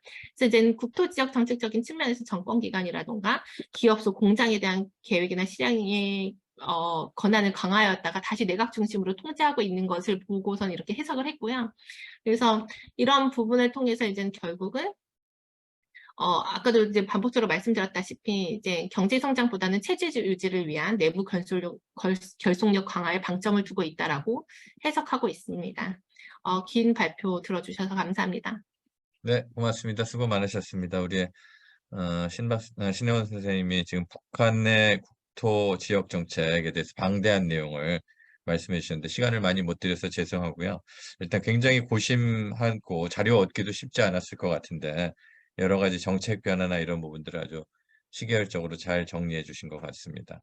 우리 이 북한 연구가 우리 그 DJ 정권이나 노무현 정부 때는 상당히 활발하게 이루어졌었죠. 그래서 개성공단도 만들어지고 하면서 상당히 다양한 분야에서 이루어졌다가 지금 그 이후에 뭐 개성공단 폐쇄되고 여러 가지 하면서 지금 조금 단절되고 있는데 지속적으로 해야 우리가 통일을 대비해서 우리 연구들을 이런 부분들을 계속해 나가야 될 것 같습니다. 우리나라가 남한이 지금 뭐 남북한 다 마찬가지지만 여러 가지 어려움을 겪고 있는데 진짜 빅체인지 할 수 있는 도약할 수 있는 이 계기가 될 수 있는 건 통일이라고 생각을 하는데 하여튼 그런 부분에 있어서 중요한 또 연구 자료가 될 것 같습니다. 우리 두 교수님 또 우리 또 장재현 선생님도 들었을 텐데 먼저 그러면 이번에는 변장섭 우리 교수님부터 한번 좀 궁금한 사항이나 토론을 한번 해주시고 그 다음에 우리 장성만 교수님 그리고 또 서로 상호 궁금한 부분들을 좀 정리해 보도록 하겠습니다. 자, 그럼 변장섭 교수님 부탁드리겠습니다. 네. 일단 반갑습니다. 이제 북한을 연구하신 분을 보니까 더 반가운 게 제가 이제 아까 여기 그 교수님께서 말씀하셨지만 그 김대중 정권 때 제가 이제 학부 들어가서 북한에 좀 관심을 갖게 되어서 학부 때 대학에 있는 북한 관련 강의들 다 듣고 그리고 대학원을 처음에 선택할 때에도 그 교수님한테 저는 북한에 지역개발 연구하겠다라고 이렇게 그 포부를 밝히면서 들어갔는데 결국 대학원 나올 때는 북한에 대해서 공부를 하나도 하지 않고 나오긴 했어요. 그러다가 이렇게 보니까 좀 반갑기도 한데 좀 그런 건 있는 것 같습니다. 일단 북한이라는 체제를 정의하려면 뭐 다른 우리가 좀 모르는 그 단어나 이런 개념을 정리할 때도 마찬가지지만 유사 사례와 반대 사례를 이렇게 면밀하게 좀 비교하면서 해야 되잖아요. 그런 식으로 생각한다면 선생님께서 정리하신 이런 방식은 좀 좋은 것 같아요. 그러니까 이 유사 사례인 러시아나 중국의 그런 체제하고의 좀 비교 그리고 마지막에 우리나라 좀 비교하면서 북한의 국토 및 지역 정책을 정리하는 건 좋은데 근데 단 좀 그런 거 있는 것 같아요. 좀 우리나라 비교는 뭐 최근 자료로 이렇게 비교 잘 되었지만 그 중국이나 러시아 측면에서 봤을 때 좀 너무 과거 자료들이지 않나. 예를 들어서 중국 같은 경우는 지금 현재 14차 계획인가요? 14차 5개년 계획 상당히 좀 많이 좀 진전이 됐고 그런 측면에서 보았을 때 특히나 과거에 80년대 이전까지는 중국이나 러시아나 북한이나 거의 유사한 체제였지만 90년대 이후로는 지금 체제가 거의 지금 그 간극이 벌어지고 있잖아요. 거기서도 뭔가 좀 시사점이 좀 나오지 않을까. 거기서도 좀 나오지 않을까 좀 생각이 들었고요. 그리고 또 하나 중국의 최근 그 정책들을 보니까 이제 선생님께서 정리하신 그런 그 기조는 거의 크게 변하지는 않았지만 최근에 그런 여기 단어들이 나오더라고요. 중층적인 그 지역 특화? 저도 자세히는 모르겠지만 그런 게 그 5개년 계획에 막 나오기도 하고 도농 간의 균형 이런 것들도 나오긴 하지만 그런 최근에 중국의 그런 공간적인 정책들도 좀 비교를 하는 것이 좀 좋겠다라는 좀 생각이 들었고 이제 북한으로 좀 더 들어가서 보자면 결국 결론은 이 체제라기보단 이게 법률적인 체제라기보다는 영도자의 지시잖아요. 이게 모든 국토 계획이라는 게. 그게 그 북한의 국토계획법상에서 이 뭐 균형 발전을 이렇게 추구하고 있다 하더라도 결국에는 지금 도시화율 같은 경우도 지금 통계청에서 발표자를 보니까 63%에서 75% 그 정도까지 계속 증가할 거라고 점진적으로. 그게 어디로 증가하냐면 평양시로 이렇게 지금 계속 집중이 더 되고 있단 말이죠. 결국 그게 법률상 뭐 제도상의 뭐 균형 발전을 한다고 해야지만 결국에는 핵심은 영도자가 살고 있는 평양시를 잘 살게 하는 거잖아요. 그게 이제 법률이 뭐 필요할 것인가라는 그런 생각도 들고, 또 하나 이제 선생님께서 검토를 좀 제가 했으면 좋겠다는 거는 다른 법률들은 다르게 좀 이제 전반적으로 보긴 하셨지만 평양시 관리법이 있더라고요. 그러니까 우리나라식으로 말하면 수도권 정비법과 좀 비슷할 것 같은데, 그 평양시 관리법에서도 이 평양시의 인구 규모, 인구 밀도를 제한하고 뭐 이런 것들도 다 있어요. 그런 측면에서 어떻게 보면은 이 국가의 균형 발전을 추구하는 하나의 목표이긴 하지만, 근데 그거는 제가 평양시 관리법을 보니까 앞단에서 이렇게 평양시 관리법의 목적이라는 게 정리할 때는 그렇게 돼 있지만 뒤로 갈수록 어떻게 되냐면 평양시의 환경을 개선한 거예요, 계속. 그러니까 아까 잠깐 제가 말씀드린 것처럼 영도자가 사는 곳이기 때문에 여기를 잘 살게 해야 된다. 그런 느낌에서 보면은 제가 먼저 두서없이 말이 나오긴 하지만 이 여기 북한의 그런 그 국토 및 지역 정책을 정리하는 데 있어서 상당히 그 선생님께서 말씀하신 것처럼 비법률적인 행태가 너무 앞서 있지 않나라는 거에 정말 그 공감이 되고요. 단 이게 이제 박사학위 논문으로 지금 준비하신다고 하셨으니 제가 드리는 말씀은 아까 말씀드렸던 것처럼 좀 여기 중국이나 이런 러시아와의 간극을 좀 더 좀 보여주고 최근 자료를 이용해서, 그리고 여기 남한하고 이렇게 좀 비교할 때에도 그런 이 전반적인 그 법률적인 체계뿐만 아니라 실제 그게 집행되는 그 과정에 있어서의 우리나라에서의 비법률적인 행태가 또 뭐가 있을까? 이런 것들도 좀 궁금하기도 해요. 근데 그런 부분들을 전반적으로 좀 잘 보완을 해서 좋은 결과가 얻기를 좀 바라겠습니다. 예, 이상입니다. 네.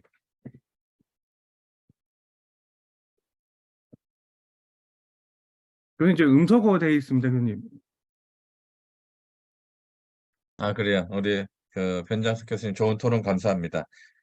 우리 중국의 정책 변화와 조금 더 비교해 볼 필요가 있다. 중국은 우리 이제 자본주의 시스템들을 많이 받아들였으니까. 그다음에 두 번째는 지도자의 비중이나 역할이 이제 국토 정책에 미치는 영향 부분들.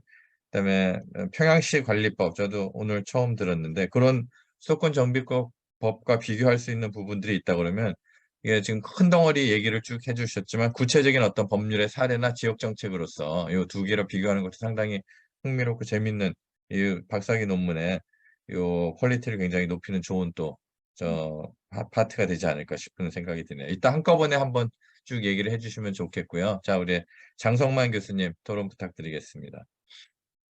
네, 발표 잘 들었습니다. 저는 사실 북한에 대해서 전혀 몰라가지고 이 발표자를 보면서 사실은 그 책을 보는 느낌이었습니다. 약간 이제 새로 공부한다는 느낌으로 사진을 좀 보고, 그다음에 오늘 발표자로도 발표하시는 내용도 사실 제가 전혀 그 연구를 하지 않았었던 부분이라서 다 새롭더라고요. 하나부터 열까지 다 새로운 부분이어서 제가 여기에서 무슨 토론 내용을 이야기할 수 있을까가 되게 어저께부터 이거 보고 나서부터 되게 고민이었습니다. 그래서 사실 다행히 앞에 이제 변jan석 교수님께서 내용적인 부분에 대해서 많이 말씀을 해주셔서 되게 한시름 놓았습니다. 저는 이제 사실 이걸 보고서 아까 박사학위 논문으로 가신다고 하는 그 중간 과정이라고 말씀하셨는데, 박사학위 논문이 어떤 논문이 나올지가 되게 일단 궁금했습니다. 이게 전체가 아니고 한 파트를 담당할 것 같은데, 박사학위 논문에서 어떠한 문제의식을 가지고 어떠한 내용을 말씀을 해주실지가 일단은 좀 궁금했습니다. 왜냐면은 이 논문에서 지금 이 논문은 아니고 이 이제 그 발표 자리에서 제가 봤을 때 북한의 체계의 특성과 한계점에 대해서 다면적으로 파악을 하는 것이 이 지금 발표 자리의 목표다라고 말씀하셨는데, 이게 만약에 박사학위의 논문의 주제까지 연결이 되는 내용이다라고 하면은 어떻게 이 역사적인 흐름을 가지고 북한의 체계의 특성과 한계점을 다면적으로 이야기할 수 있을까라는 부분에 대해서 좀 의아스러웠습니다. 왜냐면은 뒤에 아까 전에 말씀을 해주셨지만 우리나라하고 비교를 이야기해서 어떠한 차이가 있다라는 정도, 그리고 변전 학생께서 말씀하셨던 예를 들어서 중국과의 비교, 이런 식으로 비교를 하면은 북한하고의 특성과 한계점에 대해서 조금 더 이야기를 해줄 수 있지 않을까라는 생각이 좀 들었는데, 그 부분에 대해서는 제가 아까 발표 자료에서 그 결론의 가장 마지막 결론 전에 그 발표 내용에 이제 챕터 4번에 이제 가장 마지막 페이지에 좀 담겨져 있었던 내용을 좀 확인했습니다. 근데 그 부분을 이야기를 하는 것으로서 조금 더 깊게 들어가야 되지 않을까 생각이 들었습니다. 무슨 말씀이냐면은 예를 들어서 한국하고 그러니까 남한하고 북한이 어떻게 차이가 있다. 근데 그것이 그냥 북한은 예를 들어서 보호하는 측면에 많이 있다. 우리나라는 그 발전적인 방향에 대해서도 좀 고민하는 이런 흔적들이 있다라는 것들이 사실은 연구의 주요 내용이 돼야 될 것 같다는 생각이 좀 들었거든요. 그 부분에 대해서 좀 밀도 있게 파악을 하는 것이 이 특성에 대해서 이야기를 하고 차이점에 대해서 분석을 하는 부분에 있어서 가장 핵심적인 부분이라고 좀 받아들여졌습니다. 그래서 그러한 부분에 있어서 조금 더 힘을 실어 주신다면은 박사학위 논문에 대해서 진행해 나가는데 좀 도움이 되지 않을까라는 생각이 좀 들었고요. 그다음에 이 연구 모형을 아까 전에 처음에 발표하시기 전에는 정량적인 것들에 대해서 많이 하셨다고 하셨는데, 이번에는 이제 정성적인 연문을 좀 다루신다라고 말씀하셨는데, 정량적인 연구까지 같이 박사학위에 논문 들어가서 이게 같이 조합이 되는 건지 아니면 정성적인 내용들만 들어가는 건지라는 부분도 좀 궁금했습니다. 왜냐면은 정성적인 논문도 제가 되게 정성적인 논문이 훨씬 저는 더 어렵더라고요. 정성적인 논문은 정말 많은 자료 파악과 그다음에 그 자료 파악을 보고서 형태로 그냥 보고를 하는 것이 아니라 그걸 이제 리서치 캐스트 문제 의식과 같이 이제 결부시켜 가지고 상대방을 설득시키는 과정이 정말 쉽지 않은 그러한 근거 쌓기가 있어야 되는데, 이런 것들이 만약에 정석적인 논문으로 들어가신다면 어떻게 하실 건지 좀 궁금한 이러한 좀 생각을 가지면서 사실 이 발표 자료를 좀 보았습니다. 네, 이상입니다. 네, 고맙습니다. 질문도 해주셨고 결론 부분들의 정책적인 함의 시사를 좀 강조해 주시라는 얘기도 있었습니다. 우리 혹시 같이 들은 장재현 선생님 뭐 질문 있나요? 우리 장재현 선생님은 이제 굉장히 정량적인 모델 가지고 하셨는데 이런 부분들에 지금 신혜원 선생님이 하신 부분들처럼 정책적인 변화나 정성적인 연구가 사실은 조화가 돼야 저거 좋은 연구가 나오는데 어떻게 들으신 소감 한마디 잠깐 해주시죠. 일단 발표 잘 들었습니다. 저도 아예 북한에 관련한 부분에 대해서 학습을 한 적이 없어서 정말 약간 수업을 듣는 느낌으로 발표를 보았고요. 이게 정성적인 연구를 어떤 식으로 끌고 가는지 그 방식을 위주로 또 봤던 것 같습니다. 네, 네, 감사합니다. 고맙습니다. 재밌게 잘 들어주셔서. 저도 궁금한 부분들이랑 여쭤보고 우리 신혜원 선생님이 정리를 해주시면 좋을 것 같습니다. 저도 뭐 북한의 계획에 대해서 그렇게 깊이 있게 본 적은 없는데 오늘 여러 가지 좋은 자료들을 잘 정리해 주셔서 잘 들었고요.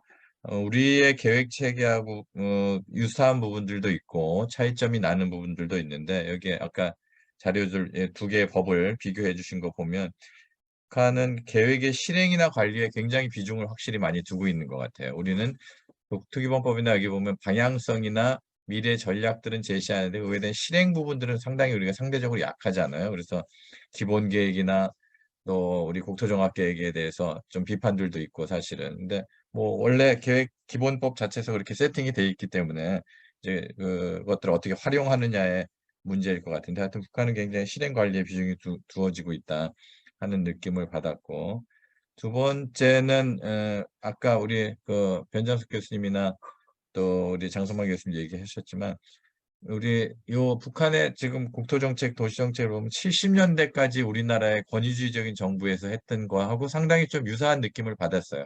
우리도 박정희 대통령 시절에 뭐 지도자의 말 한마디로 이렇게 산업단지 결정되고 하는 이런 부분들하고 유사한 느낌을 받았고 또 70년대까지는 우리 경제 규모가 역전된 게 아마 70년대 중반인가 그렇잖아요. 그 전까지는 북한이 훨씬 더 중공업, 중화공업 위주로 경제력이 강했었고, 우리나라가 거꾸로 북한의 그런 모델을 상당히 경제발전 모델을 모방하면서 이제 중화공업 단계로 이렇게 넘어왔는데 아까 도표 보니까 도시화율도 80년대 이제 역전이 되고 경제 규모도 완전히 80년대 역전이 되면서 북한의 지역 정책도 그런 거에 상당히 영향을 받은 것 같아요. 결국 남북 간의 비교, 예, 경쟁 부분들이 상당히 영향을 미치지 않았나 생각이 되고 그래서 뭐 아까 중국이나 소련의 경우들도 있었지만 이런 평등주의에서 사회주의 국토 정책이 이제 효율성, 물론 임시적인 공산주의로 가는 임시적인 단계라고 얘기하지만 효율성 전략으로 가면서 결국은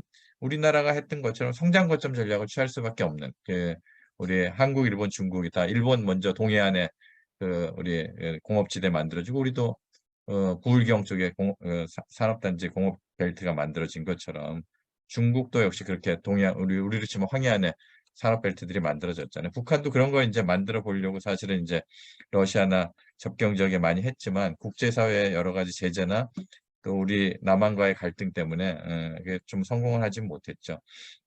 그래서 그런 부분들을 고려해서 아마 여러 가지 정책들의 변화가 있었지 않았나 이제 생각이 되거든요. 그래서 그런 부분들을 저 느낀 부분들은 그런 부분들인데 아까 나왔던 이제 요 정성적 연구, 정량적 연구, 장성만 교수님 질문해 주셨던 뭐 어떻게 조화시킬 것인지, 그다음에 중국의 정책 변화나 그다음에 뭐 평양시 관리법 여러 가지들 코멘트 해주셨는데 그 부분들 어떻게 정리하실 생각인지 한번 말씀을 해 주시죠. 우선은 이제 박사학위 논문의 구조에 대해서 먼저 말씀을 드리자면, 이제 박사학위 논문의 목적 자체가 이제 북한의 특성을 파악하는 것에 방점을 두고 있고요. 그래서는 하나는 이제 공간 정책적인 부분에서 이제 분석을 하고, 두 번째 논문 같은 경우는 북한의 소득을 추정을 합니다. 그래서 이제는 각종 인공위성 데이터를 가지고 소득을 추정을 해서 사실상 실질적으로 이 소득을 추정한 데이터를 가지고 지역 격차도 분석을 수행을 하고요. 이제 세 번째 논문 같은 경우는 이 지역 경제를 결정하는 요인은 이제 산업적인 요인이라던가 뭐 시장 경제적인 부분들, 인프라의 부분들을 그 변수들을 구축을 해서 경제 요인을 그러니까 결정 요인을 분석을 합니다. 그래서 이제 세 가지로 꼭지로 구성을 하고 있고요. 그래서 이제 많은 경제학자들이 사실은 이제 경제 정책이라던가 이제 이러한 부분들이 많이 이제 자료를 제공하고 있어서 이제 그것들을 많이 활용하면 되는데 사실 이제 국토나 이제 지역 정책에 관련된 논문들이 많이 없어요. 그래서 이제 그것들을 한 번 더 재정리를 하고 좀 가공을 해서 이제 내보내는 것이 이제는 이 목적이라고 보시면 되겠고, 그래서 이제 이 변 교수님께서 말씀하셨던 것처럼 사실상 이제 그 발표 자료에는 들어가 있었을 것 같은데 이 중국이랑 다른 유럽 지역에 동유럽 지역에 그 지역 정책을 정리를 하다가 이제 방대하기도 하고, 이제 이 동유럽, 그러니까 교수님께서는 이제 중국보다는 사실 동유럽 사례를 넣기를 원하셨어요. 그러니까 중국은 많이 있었기 때문에 또 뭐 계획이나 이런 것들이 우리랑 또 밀접했고, 그래서 많이 분석한 논문이 있는데, 이제 동유럽의 체제 전환 이전의 문헌을 제가 거의 1, 2년을 고군분투를 했는데, 영어도 되게 오래되은 영어이기도 하고 해서